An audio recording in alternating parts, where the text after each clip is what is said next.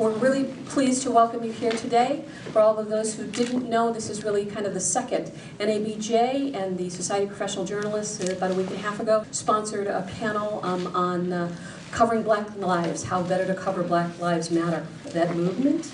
And this is, we figure, a companion piece. So we're sponsoring this with the NABJ, really on how to cover police reform. We hope to offer good information. Public Narrative and the Chicago's chapter of NABJ, the National Association of Black Journalists, hosted a panel discussion on police reform on Tuesday. The event was called What Will It Take? Reforming Chicago's Police, and was meant to create a dialogue about police reform and police violence. The panel was moderated by WBEZ's senior producer, Steve Bynum. For me personally, these issues go beyond just psychology, sociology, or criminology. They are existential issues. And what I want and what I'm thankful for is to see a community of people who've come together to facilitate healing, because what's required is an atmosphere and a culture of healing. The panelists were Christopher Mallette, Amy Watson, and Flint Taylor. Mallette is the executive director of the Chicago Violence Reduction Strategy, an organization that focuses on reducing gang shootings and homicide in the city. Watson is an associate professor at the Jane Addams College of Social Work at the University of Illinois, and she looks into the relationship between mental health and the criminal justice system. Taylor is the founding partner of the People's Law Office in Chicago, and also one of the lawyers representing a number of men who were tortured by the Chicago police. One of the panelists, Patricia Walsh, who is the Chicago State University's chief of campus police, was unable to attend the event. The event touched on several issues relating to police reform. One of the main problems that was discussed was the lack of trust between the community and the police. Mallette believes the problem stems from miscommunication.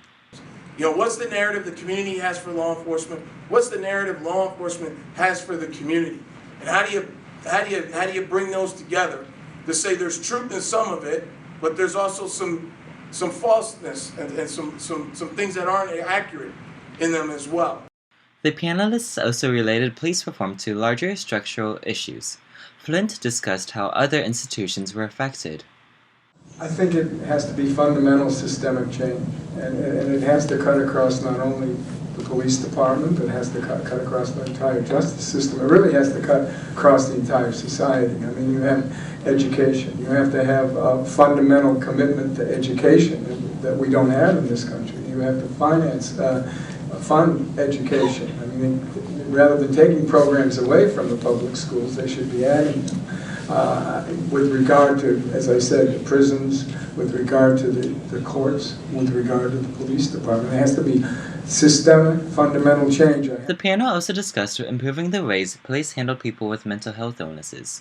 Watson discussed her time as a probation officer working with adults with serious mental illnesses and her later research. I noticed something that happened a lot is I had a lot of particularly young male clients who were early in their illness, and anytime they were anywhere near a police officer, somehow they got arrested for battery to a police officer.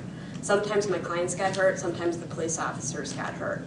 And one of the most important themes that really came out is that they were scared. They were scared to death whenever they had an encounter with police. And it mattered how the police treated them, and they really paid attention to that. Following the panel was a Q&A session.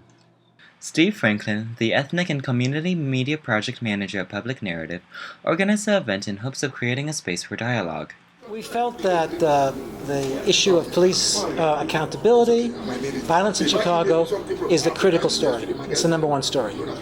And it brings together Chicago like no other story, because it talks about race, it talks about poverty, and it links the identity that we have. So we felt we needed to do this. In addition to creating a dialogue and to inform people of the complexity of police reform, the event was meant to educate journalists on how to cover these issues. We needed to help journalists not deal with the emotions, although tonight we talked about emotions, but we needed for them to look at how can they improve their reporting. What do they need to focus on? What are the critical issues? Among the 70 attendees, many were journalists, including Larissa Lynch, a freelance journalist from Southside Chicago. Just wanted to learn more about the types of different stories that I could come out of with. I'm always looking for stories that I could report in my neighborhood, especially when it comes to policing, and do a better job at reporting about the police. While panels such as these create more discussion about police reform and police violence, Watson is skeptical it will happen quickly. We really need to address these much larger social and economic inequalities, and there's big forces pushing against that. So I think it's going to take time, and it's going to take even more movement. There is good work that's happening. It's just going to be a long haul.